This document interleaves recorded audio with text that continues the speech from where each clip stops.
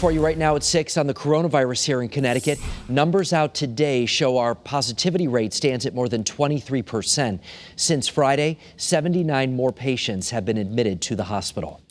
Now on the answer desk, we are getting a lot of questions about COVID testing, including when the federal government could send tests right to your home. The White House said they plan to mail out 500 million at-home tests. Channel 3 Eyewitness News reporter Mike Savino is joining us live from Hartford Hospital with more on that timeline. And Mike, what have you learned? Well, Aaron, the Biden administration made a key step, purchasing millions of tests in recent days. Meanwhile, I also had the chance to talk with some healthcare providers here in Connecticut to see what they're doing to expand their capacity. People continue to line up at COVID testing sites, and at-home kits continue to fly off the shelves. Healthcare providers across the state are trying to expand capacity. And that's both at the UConn Health Center, increasing the number of slots that we have available for drive-up testing, as well as increasing our lab capacity. President Joe Biden has pledged to help by mailing out 500 million at-home kits. So when might that happen?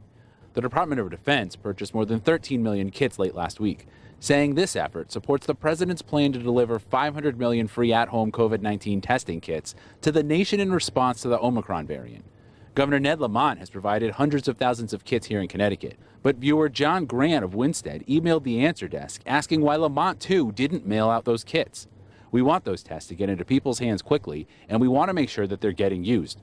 These at-home test kits are being offered to ease the pressure of testing clinics, but are they as accurate as PCR tests? With the Omicron variant, we are finding that initially, immediately after symptoms develop, that initial antigen test, that rapid antigen, could potentially be negative. That's why it's important, if you continue to have symptoms, to get tested again. Doctors say at-home tests aren't as sensitive to COVID and need higher amounts of the virus to detect infection. But what should you do if you're symptomatic and test negative at home?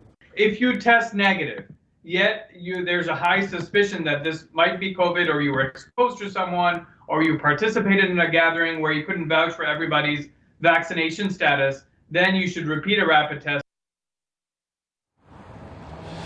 Now, the Biden administration still has not released some of the details about its plan, including when it might mail out those tests and how people can go about requesting one. I reached out to the governor's office today. They said that they, too, are still waiting for more information on the president's plan. Live from Hartford, Mike Savino, Channel 3 Eyewitness News.